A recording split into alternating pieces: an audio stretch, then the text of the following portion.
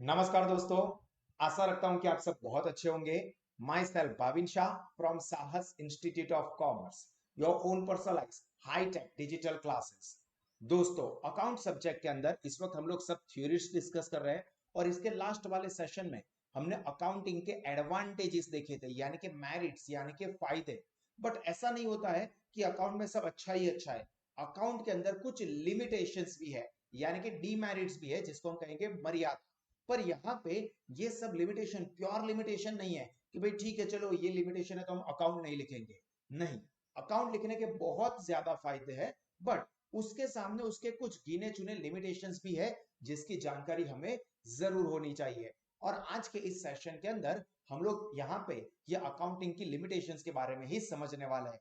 तो आप सब लोग अपने साथ हमारे साथ स्टडी पैम्पलेट ले ले और मेरे साथ साथ इस पूरे सेशन को अच्छे से समझ लेना है। फिर से, क्या है पहला limitation? Non financial transactions are not recorded. अब नॉट फाइनेंशियल मतलब जिसको मनी में मेजर ना कर सके, वैसे ट्रांजैक्शन अकाउंट में नहीं लिखे जाते। हमने आगे स्टडी किया था कि ओनली मॉनेटरी ट्रांजैक्शन और financial transactions are recorded in books of account. तो जो ट्रांजैक्शन मनी में मेजर ना हो, वैसे ट्रांजैक्शंस लिखे नहीं जाते। इसलिए यहां पे क्या कहा है? Transactions measured in terms of money are recorded, and transactions which can't be measured in terms of money, even though they are important, it is not recorded। देखो क्या कहा है, अकाउंटिंग के अंदर सिर्फ वही ट्रांजैक्शन जिसको कि मनी में मेजर कर सके वो रिकॉर्ड होते हैं। मतलब कि वो ट्रांजैक्शन जो मनी में मेजर नहीं होते हैं, इवन दो के वो इंपॉर्टेंट होते हैं, बट उसको रिकॉर्ड ही नहीं करेंगे। तो ये तो बहुत गलत बात हो गई। अभी फॉर एग्जांपल मैं आपको बताऊं तो भाविन सर है, वो आपको अभी अकाउंट पढ़ा रहे हैं। अब भाविन सर अकाउंट कैसी एनर्जी के साथ पढ़ाते हैं, उनका नॉलेज कैसा है सब्जेक्ट में, उनका स्टूडेंट्स के लिए कितना डेडिकेशन है कि नहीं, मतलब पढ़ाते हैं तो फुल पढ़ाते हैं।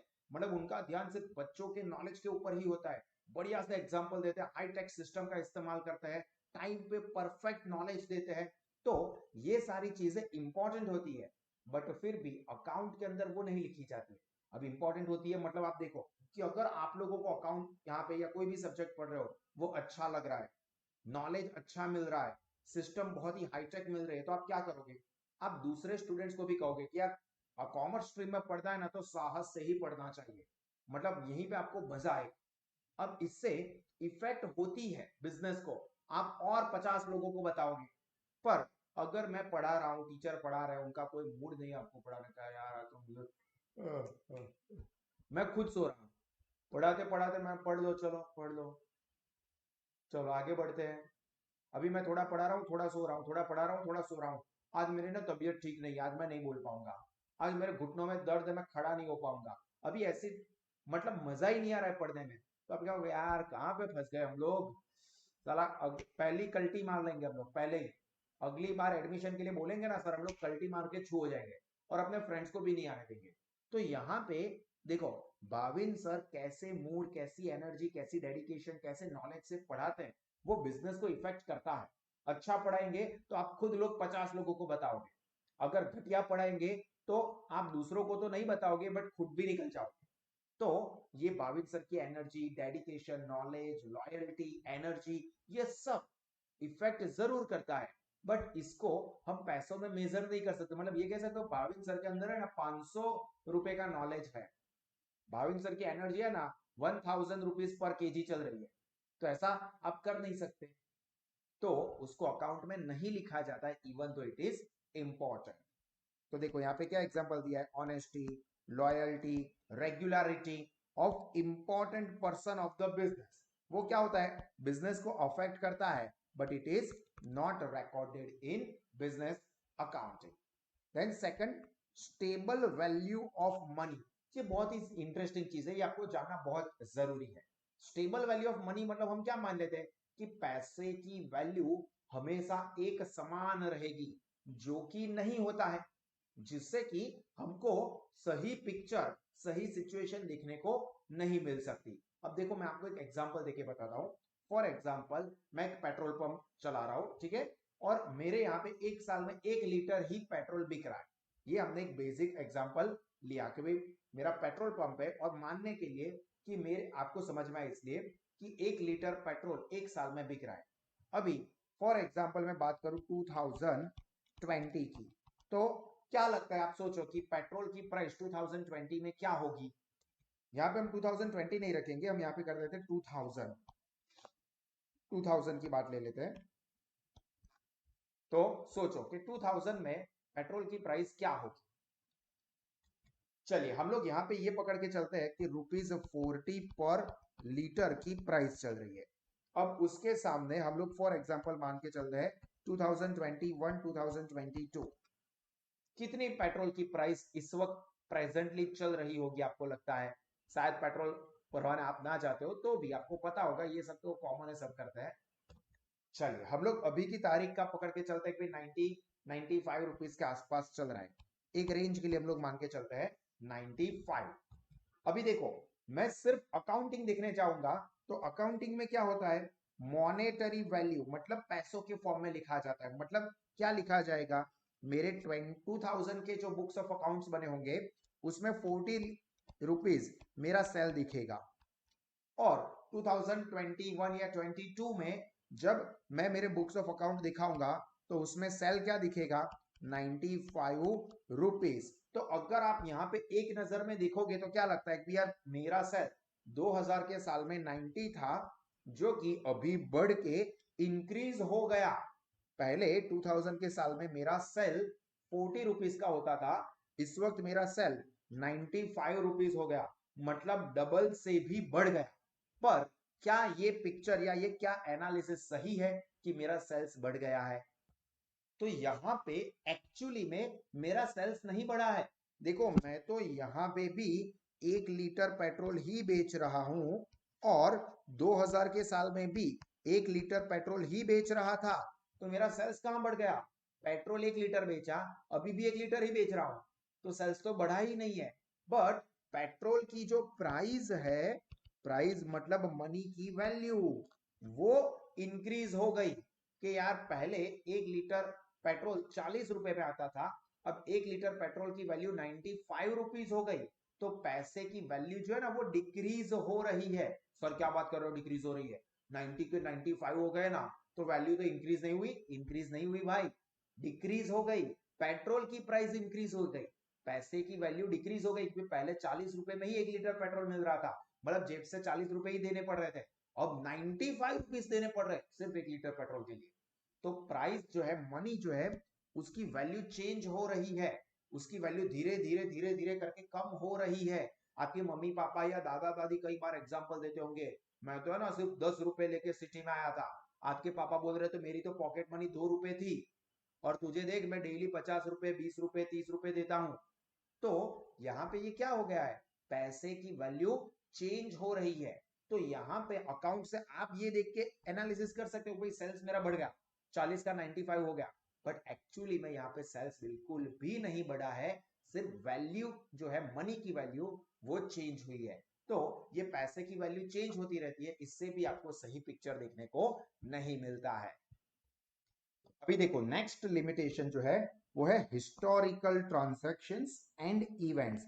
हिस्टोरिकल का मतलब होता है पास्ट के, हिस्टोरिकल मींस पास्ट, मतलब के अकाउंट में जो भी ट्रांजैक्शंस रिकॉर्ड किए जाते हैं वो ट्रांजैक्शन होते हैं जो कि पास्ट के होते हैं, जो कि हो चुके हैं, वही ट्रांजैक्शंस रिकॉर्ड किए जाते हैं। फ्यूचर के ट्रांजैक्शंस नहीं लिखे जाते। अब जो ट्रांजैक्शन ऑलरेडी हो चुके हैं भैया वो तो मुझे पता है, अब वही मैं लिखूं या ना लिखूं, एक पहली नजर में क्या लगेगा कि यार जो हो चुका है वही का वही लिखने का, तो वो तो मुझे पता है, वो लिख के क्या मतलब। हाँ ऐसा है कि भी फ्यूचर में क्या होगा वो मुझे बताओ, 12th स्टैंडर्ड की एग्जाम का क्या होगा वो बताओ, 10th का नहीं जानना है। सपोज आपने 12th कंप्लीट कर दिया है, तो आप ये सोचोगे कि 10th के एग्जाम के बारे में जान के क्या मतलब, वो तो हमें पता ही है। 12th की एग्जाम के बारे में बताओ, या कॉलेज की एग्जाम के बारे में बताओ, या सीएस की एग्जाम के बारे में बताओ, यानी कि फ्यूचर के बारे में बताओ, तो नहीं, फ्यूचर के बारे में नहीं बताएंगे।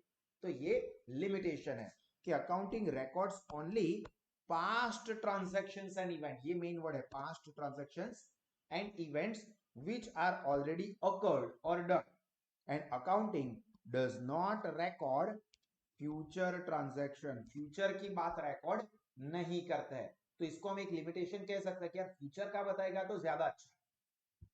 Then fourth, avoidance of market value.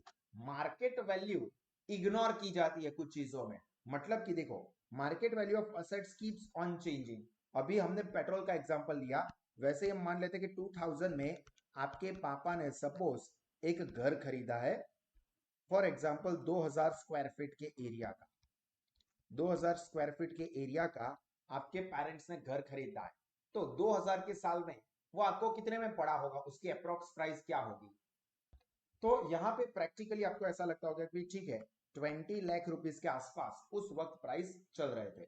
अभी इसी घर के प्राइस फॉर एग्जांपल 2021-22 वही सेम घर की कीमत क्या होगी, क्या लगता है आपको? तो यहाँ पे मैं आपको प्रैक्टिकली बताऊं तो उसी जगह पे उसी घर की कीमत तकरीबन 80 लाख टू 1 करोड़ रुपीस के आसपास हो सकती है। तो यहाँ पे अकाउंट क्या कहता है कि भाई आप लोग ये वैल्यू लिखोगे, इसको कहते हैं कॉस्ट प्राइस, जितने में हमने घर खरीदा था वो, यानी कि 20 लाख में घर लिखो। अभी एक्चुअली में उसकी वैल्यू तो चल रही है 80 लाख, 1 करोड़ रुपीस, पर यहाँ पे बोल रहे हैं कि आप भले 20 लाख में आपने खरीदा था और अभी 80 लाख चल रहा है, आपको 20 लाख ही लिखने पड़ेंगे। तो ये आपको सही पिक्चर नहीं दिखा रहा है, चलो ये तो समझे। सपोज ऐसा मान लेते हैं कि ये घर जिसकी कीमत अभी 80 लाख या 1 करोड़ रुपीस के आसपास चल रही है, वो आपके ग्रैंडफादर ने या उनके भी फादर ने 1950 की साल में खरीदा था। आजादी मिलते ही उन्होंने अपना घर खरीदा था। क्या लगता है 1950 में उन्होंने ये घर कितने रुपए के आसपास खरीदा होगा?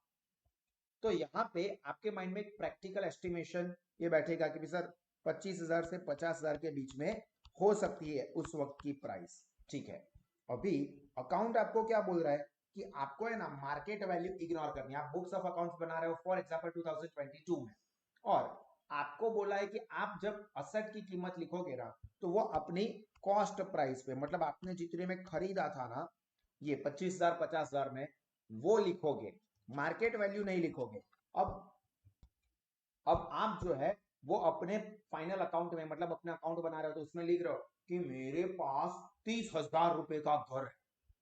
30,000 रुपए का घर आज की तारीख में, मतलब क्या झोपड़े में रहता है? क्या बात कर रहा है, बहुत बड़ा घर है, गार्डन भी है, 30,000 रुपए का। जब हम असेट गिना रहे हैं तो आज मेरे पास पैसा है, गाड़ी है, बैंक बैलेंस है, बंगला है। बंगला कितने का है? पूरे 30,000 रुपए का है। 30,000 रुपए का बंगला, मेरी एक्टिवा जो है वो 70,000 की, और तेरा घर 30,000 का। चल तू रिजेक्ट, तुझे मना करो, तेरा तो घर ही नहीं होगा, झोपड़ा होगा।